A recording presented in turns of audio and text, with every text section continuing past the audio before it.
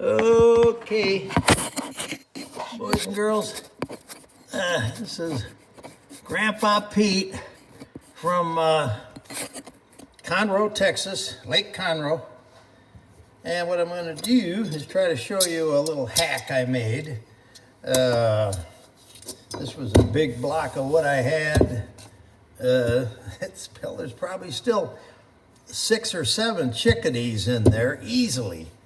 This was the ivory bill woodpecker that I carved from the big block of wood. It was 8 by 8 by 24. And he's almost done.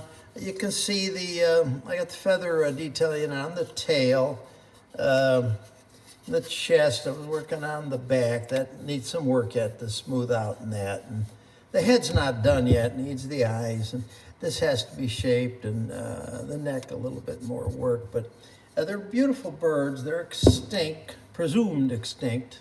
And I got a lot of them. For some reason, man collected a lot of specimens before he drove them into extinction. That could be why, but it helped. Actually, it was the loss of their habitat to lumber companies. This is a picture of one of them in a museum. It's a male, the red crest, and the beautiful white. They had a 30-inch wingspan, big birds. This is, I believe, the guy in the Cincinnati Zoo. He was the last specimen, the last survivor. He died in 1947. Then he was, they mounted him, and you can see the little feathers, what I'm trying to do. And you can see there's no great, they're not in any great, certainly not all in a row, or they're random. And as you'd expect, there's some small ones on the neck. And okay, so I'm just too old and too lazy to carve. This was a big bird and lots of feathers. The old way was to draw them and then carve them. Huh, yee. So I made these. What they are, it's a chromoly steel, 4130 chromoly. It's aircraft steel, what they make airplane frames, and dragsters too. You can buy a foot. You don't have to buy much. Get online, you'll find it, a foot or two, and cut it in half. I would go, here's a piece of probably 1 inch that I had. Actually, I stole it from my buddy Mikey Wood. And some probably 3/4. I think there's a piece of 5/8 to it. Get whatever size you want. Go for the thinnest, which I want to say is around 20 thousandths wall, and cut them. I'd say 5 inches at a minimum. I did cut them back. Can you see that? I hope. And then sharpened them. And then you take a piece of sandpaper. There's going to be a lot of buildup of metal and dirt in there. Just do that. Get that out of there. And then you sharpen them. I use a wood wheel, a horizontal wheel for wood. It doesn't tear the metal up and overheat it like a stone does. Use anything you want. But, and then I dipped them in a liquid plastic. How I did that was, got to hold them somehow. I used these, clipped them, a little small piece of wire, and hang them straight. And then you dip them. There's a little procedure. Read the directions, and then hang them overnight. And that's 2 coats. Just really wonderful. Gives them a great feel for $8 or $10. All right, and then you're going to make feathers. I already whacked one here. Here's the trick, guys. If you do it like this, God, I hope you can see it. If you come in like that, all you're going to do is chisel the wood out. They're designed to undercut a little and lean back a wee bit. Now, there's already one there, but and hit it once. Now, that's too much like a smiley face. If I had the time or the inclination, I would put this back in the vise and make it more of an oval. This one hadn't been used at all. Remember, keep it not straight, but kind of straight, because otherwise you don't want it to become a chisel, a wood chisel. And do that and hit it once. See the beauty of that? I hope you can. And then keep them random. Let's put one down here. And then remember, this guy is going to be under. This one we're going to make is going to be under here. So you want to stop here. And you can do it you can do it with your little cutter. We'll discuss in a minute, but you can also do it with this. Not bad. And then what you'll do is mark that, and then you're going to come back with your cutter and probably one like, let's say there, and keep them up, because otherwise you will tear this wood out in the bottom. Is it a big deal? No. You look at the real ones, the feathers are every which way. Some missing, and these birds lived a tough life.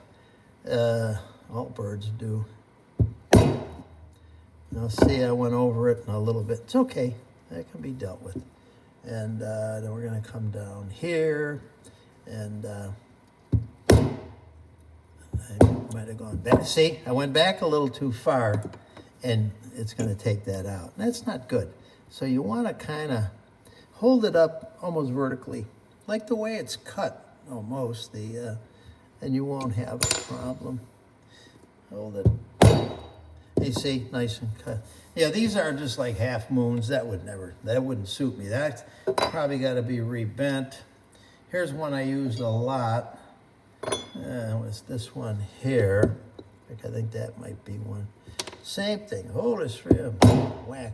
You know how fast you can do this and do something that used to take hours and hours? And, you know, when you make them, you may make them better than I did. That wouldn't be that hard. I kind of rushed them. Okay, you're done. The hard part, as far as I'm concerned. And then this guy, just a cheap one with this is a ruby-tipped cutter. They're $11, $12, I don't know. It'll last you the rest of your life. This, they tell me, is not the right one, but it works. What you're gonna do, this guy is gonna be lower than these two, okay? And these are gonna be lower than the one above it, which there is none. So you're gonna carve that out a little with the tip. The illusion is that this guy is underneath that guy, which he is.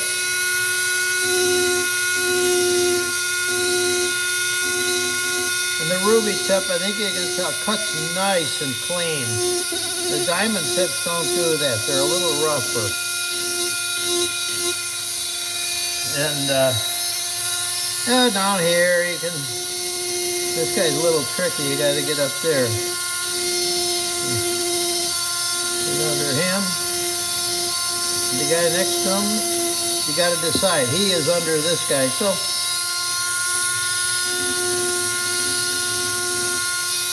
clean it out.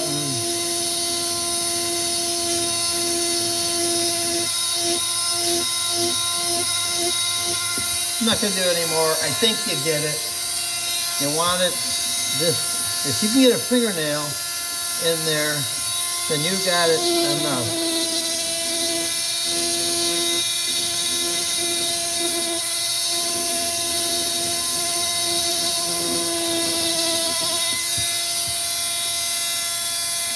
That's all. You get the idea, huh? And then you take these. Got to have some of these, guys. These are sanding sticks. Everybody's got them.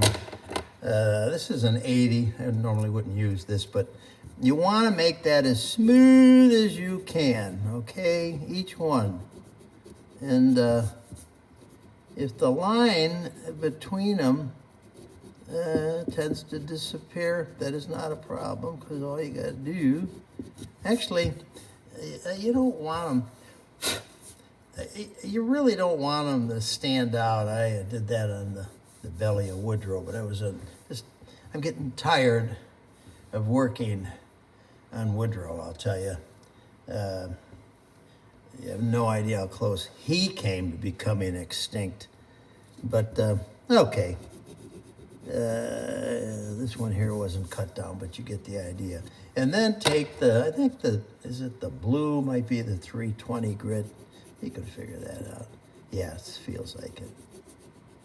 And then you're gonna, the smoother you make these guys, the easier they're gonna be to wood burn. Now, when you wood burn, we're not gonna crank up my wood burner, but you can, I always take that tip and go between the birds. And that cleans all that out, okay? Down here, and just run that tip of that thing. Not too hot. Don't burn them up. 42 volts works good. Get a good wood burner. Do not buy a cheap one. You'll regret it. And it just, you pay $150 or more, but that's it. And now, like I say, you're gonna take your wood burner and you're gonna put a shaft, and then you're gonna put the vanes. These are vanes, not barbs, guys. The itty bitty feathers. Make them steep too, because birds have steep. They don't just stick out; they're steep. You're gonna burn these, of course, and take a little time. And you have cut this, I did in about a half hour.